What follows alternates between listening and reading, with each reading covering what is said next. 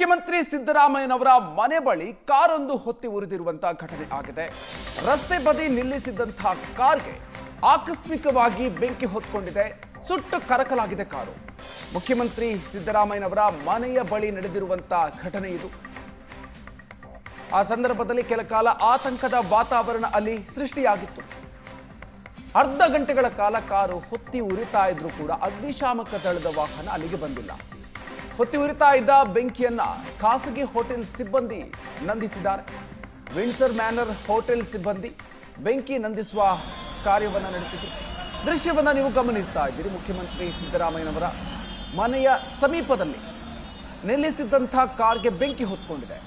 ಸುಮಾರು ಅರ್ಧ ಗಂಟೆಗಳ ಕಾಲ ಹೊತ್ತಿ ಉರಿತಾ ಇತ್ತು. ಆದರೂ ಕೂಡ ಅದನ್ನು ನಂದಿಸೋದಕ್ಕೆ ಅಗ್ನಿಶಾಮಕ ದಳದ ಸಿಬ್ಬಂದಿಗಳು ಅಗ್ನಿಶಾಮಕ ದಳ ಸ್ಥಳಕ್ಕೆ ಧಾವಿಸಿಲ್ಲ. ಖಾಸಗಿ ಹೋಟೆಲ್ನ ಸಿಬ್ಬಂದಿ ಬೆಂಕಿಯನ್ನ ನಂದಿಸಿದ್ದಾರೆ. ಎಂಜಿನ್ ತಾಂತ್ರಿಕ ದೋಷದಿಂದಾಗಿ ಕಾರ್ನಲ್ಲಿ ಬೆಂಕಿ ಕಾಣಿಸಿಕೊಂಡಿದೆ ಅಂತ ಸಿಗ್ತಾ ಇರುವಂತ ಮಾಹಿತಿ. ನಿಲ್ಲಿಸಿದಂತಹ ಕಾರಿಗೆ ಹೊತ್ಕೊಂಡಿದೆ ಅಂತ ಗೊತ್ತಾಗ್ತಾ ಇದೆ. ಅರ್ಧ ಗಂಟೆಗಳ ಕಾಲ ಹೊತ್ತಿ ಉರಿದಿದೆ ಕಾರು. ಆದ್ರೂ ಕೂಡ ಅಗ್ನಿಶಾಮಕ ದಳದ ಸಿಬ್ಬಂದಿಗಳು ಸ್ಥಳಕ್ಕೆ ಧಾವಿಸಿರಲಿಲ್ಲ. ಅದಾದ ನಂತರ ಅಗ್ನಿಶಾಮಕ ದಳದ ಸಿಬ್ಬಂದಿಗಳು ಆಗಮಿಸಿದ್ದಾರೆ. ಮುಖ್ಯಮಂತ್ರಿ ಸಿದ್ದರಾಮಯ್ಯನವರ ಮನೆಯ ಬಳಿ ನಡೆದಿರುವಂತಹ ಘಟನೆ ಇದು.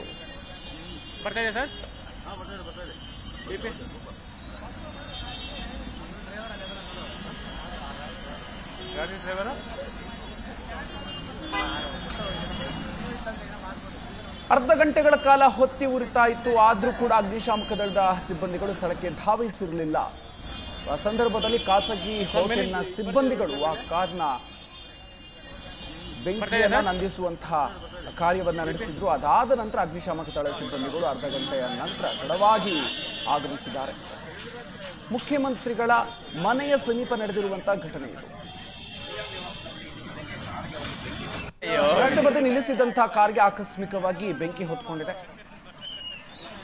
ಸದ್ಯಕ್ಕೆ ಸಿಗ್ತಾ ಇರೋ ಮಾಹಿತಿ ಪ್ರಕಾರ ಇಂಜಿನ್ನಲ್ಲಿ ತಾಂತ್ರಿಕ ದೋಷದಿಂದಾಗಿ ಈ ಘಟನೆ ಆಗಿದೆ ಅಂತ ಹೇಳಲಾಗ್ತಾ ಇದೆ.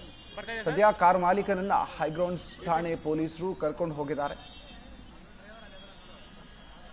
ಹಾಡ ಹಗಲಿ ನಡೆದಿರುವಂತಹ ಘಟನೆ ಇದು. ಆದರೆ ಇಂತಹ ಸಂದರ್ಭದಲ್ಲೂ ಕೂಡ ತತ್ಕ್ಷಣಕ್ಕೆ ಅಗ್ನಿಶಾಮಕ ದಳದ ಸಿಬ್ಬಂದಿಗೆ ಸ್ಥಳಕ್ಕೆ ಧಾವಿಸೋದಕ್ಕೆ ಯಾಕೆ ಸಾಧ್ಯ ಆಗಿಲ್ಲ? ಹಾಗಾದ್ರೆ ಅರ್ಧ ಗಂಟೆಯ ನಂತರವೇ ಆಗಮಿಸಿದ್ದಾರೆ.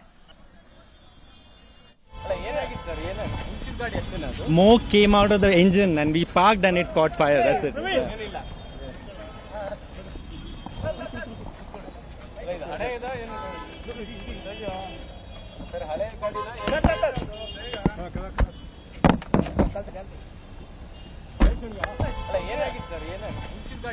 Smoke came out of the engine and we parked and it caught fire. That's it. ನಾನು ನೋಡ್ತಿದ್ದಂಗೆ ಫಸ್ಟ್ ಬ್ಯಾನೆಟ್ ಹತ್ಕೊಂತು. ಬ್ಯಾನೆಟ್ ಹತ್ಕೊಂಡ ತಕ್ಷಣ ಹಂತವಾಗಿ ಗಾಳಿ ಸಹಿತ ಜಾಸ್ತಿ ಆಯಿತು. ಗಾಳಿ ಸರಿ ಹಂಗಂಗೆ ಅಂಟ್ಕೊಂತು. ಫಸ್ಟ್ ಗ್ಲಾಸ್ ಎಲ್ಲ ಬ್ಲಾಸ್ಟ್ಗಳಾದವು. ಆಮೇಲೆ ಹಂತವಾಗಿ ನಮ್ಮ ಹೋಟ್ಲಿಂದನೇ ಫೈರ್ ಇಂಜನ್ ಇದು ಮಾಡಿಕೊಟ್ರು. ಆಮೇಲೆ ಈ ಫೈರ್ ಇಂಜನ್ ಬಂತು. ಕೊನೆಯಲ್ಲಿ ಟೈರ್ ಗೀರ್ ಎಲ್ಲ ಬ್ಲಾಸ್ಟ್ ಆಗಿ ಟ್ಯಾಂಕ್ ಇನ್ನೂ ಏನು ಬ್ಲಾಸ್ಟ್ ಆಗಿದೆ ಅನ್ನೋ ಗೊತ್ತಿಲ್ಲ. ಅಷ್ಟಕ್ಕೆ ಮುಗೀತಿಲ್ಲ. ಫೈರ್ ಇಂಜಿನ್ ಬಂದಿದ್ದೆ ಲೇಟು ಸರ್. ಅಂತಿದಲ್ಲಿ ಬಂತು. ಆಮೇಲೆ ಹೋಟ್ಲವರು ನಮ್ಮ ವಿಂಡ್ಸರ್ ಮ್ಯಾನ್ ಅವರು ನೀರು ಹಾಕಿದ್ರು. ಅವರು ಫೈರ್ ಇಂಜನ್ನು ಒಂದು 30-35 ನಿಮಿಷ ಉರಿತು. ಯಾರಿರಲಿಲ್ಲ. ಹೆಚ್ಚಿನ ಡೀಟೇಲ್ಸ್ ಕೊಡ್ತಾರೆ ನಮ್ಮ ಪ್ರತಿನಿಧಿ ಮಾರುತೇಶ್. ಸ್ಥಳದಿಂದ ನೇರ ಸಂಪರ್ಕದಲ್ಲಿ ಜಾಯ್ನ್ ಆಗ್ತಾ ಇದ್ದಾರೆ. ಮಾರುತೇಶ್, ಮುಖ್ಯಮಂತ್ರಿಗಳ ನಿವಾಸದ ಸಮೀಪದಲ್ಲೇ ನಡೆದಿರುವಂತಹ ಘಟನೆ ಇದು. ಏನ್ ಕಾರಣ? ಜೊತೆಗೆ ಅಗ್ನಿಶಾಮಕ ದಳದ ಸಿಬ್ಬಂದಿಗಳು ಮುಖ್ಯಮಂತ್ರಿಗಳ ಮನೆಯ ಸಮೀಪದಲ್ಲಿ ನಡೀತಾ ಇದ್ರು ಕೂಡ ಅರ್ಧ ಗಂಟೆ ಆದ್ರೂ ಕೂಡ ಬರೋದಕ್ಕೆ ಯಾಕೆ ಸಾಧ್ಯ ಆಗಿಲ್ಲ ಅಂತ? ನಿಜ, ನಮಗೆ ಅದೇ ಆಶ್ಚರ್ಯ ಅನಿಸ್ತದೆ. ಯಾಕಂದ್ರೆ ಇಲ್ಲಿಂದ ಸುಮಾರು ಒಂದು 100 ಮೀಟರ್ ದೂರದಲ್ಲಿ ಮುಖ್ಯಮಂತ್ರಿಗಳ ಕಾವೇರಿ ನಿವಾಸ ಇದೆ. ಒಂದು ಕಡೆ ಸುದ್ದಿಗೋಷ್ಠಿ ಕೂಡ ಅವರು ಕಾವೇರಿ ನಿವಾಸದಲ್ಲಿ ನಡೆಸ್ತಾ ಇದ್ರು.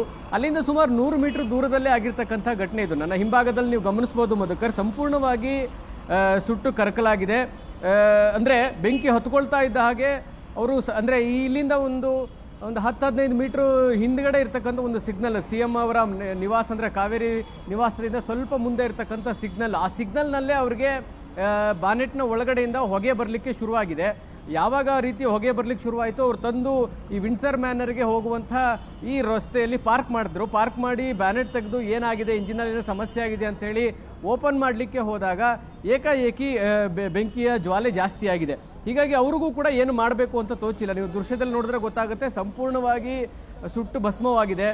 ಸುಮಾರು 35ರಿಂದ 40 ನಿಮಿಷ ಕಾರು ಇದೇ ರೀತಿ ಉರಿತಾ ಇದ್ರೂ ಕೂಡ ಇಂಜಿನ್ ಅಂದ್ರೆ ಫೈರ್ ಇಂಜಿನ್ ಸ್ಥಳಕ್ಕೆ ಬರಲಿಕ್ಕೆ ಸಾಧ್ಯ ಆಗಲಿಲ್ಲ. ಸಿಎಂ ಮನೆಯ ಬಳಿಯೇ ಇಂಥದ್ದೊಂದು ಘಟನೆ ನಡೆದಾಗ್ಲೂ ಕೂಡ ಫೈರ್ ಇಂಜಿನ್ ಸರಿಯಾದ ಸಮಯಕ್ಕೆ ಬರಲಿಲ್ಲ ಅನ್ನುವಂಥದ್ದು ನಿಜಕ್ಕೂ ಕೂಡ ಆಶ್ಚರ್ಯ ಅನಿಸ್ತಾ ಇದೆ. ಯಾಕಂದ್ರೆ ಇಲ್ಲಿಂದ ಕನಿಷ್ಠ ಅಂದ್ರೂ ವಿತಿನ್ 1.5 ಕಿಲೋಮೀಟರ್ ಅಲ್ಲಿ ಫೈರ್ ಇಂಜಿನ್ ನ ಒಂದು ಹೆಡ್ ಕ್ವಾರ್ಟರ್ಸ್ ಕೂಡ ಇದೆ, ಆನಂದರಾವ್ ಸರ್ಕಲ್. ಹೀಗಾಗಿ ತಕ್ಷಣಕ್ಕೆ ಬರ್ಬೋದಾಗಿತ್ತು ಸ್ಥಳಕ್ಕೆ. ಯಾಕೆ ಲೇಟ್ ಆಯಿತು ಅನ್ನೋದ್ರ ಬಗ್ಗೆ ನಮಗೆ ಸ್ಪಷ್ಟತೆ ಸಿಗ್ತಾ ಇಲ್ಲ. ಆದರೆ ಸಿಎಂ ಮನೆ ಬಳಿಯೇ ಇಂಥದ್ದೊಂದು ದುರ್ಘಟನೆ ಆದಾಗ ಇಷ್ಟು ವಿಳಂಬವಾಗಿ ಅಗ್ನಿಶಾಮಕ ವಾಹನಗಳು ಬರ್ತವೆ ಅಂದರೆ ಆಶ್ಚರ್ಯ ಅನಿಸುತ್ತೆ.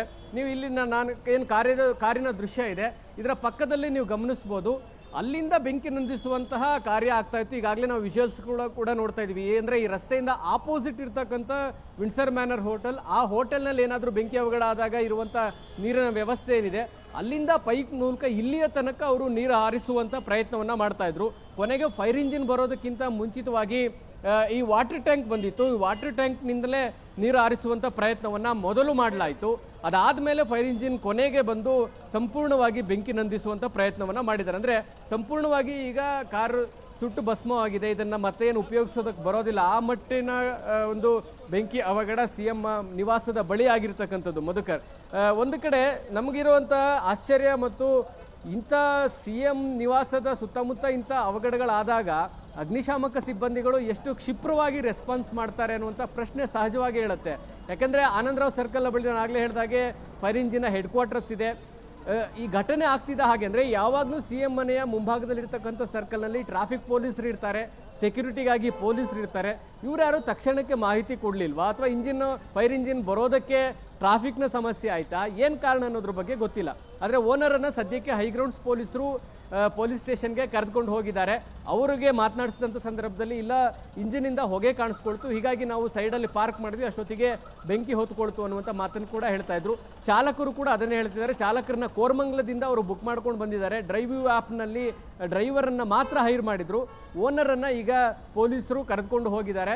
ಸದ್ಯಕ್ಕೆ ಈ ಘಟನೆ ಈಗ ಸಂಪೂರ್ಣವಾಗಿ ಅಂದ್ರೆ ಬೆಂಕಿ ನಂದಿಸುವಂತ ಕೆಲಸ ಮುಗಿದಿದೆ. ಸಿಎಂ ಮನೆ ಬಳಿ ಆದಂತಹ ಘಟನೆಯ ಸಂದರ್ಭದಲ್ಲೂ ಕೂಡ ಬೇಗ ಸ್ಪಂದಿಸೋದಿಲ್ಲ ಅನ್ನುವಂಥ ಅಸಮಾಧಾನ ಅಂತೂ ಸ್ಪಷ್ಟವಾಗಿ ಕಾಣ್ತಾ ಇತ್ತು. Okay, thank you Maruthesh ಡೀಟೇಲ್ಸ್ಗೆ.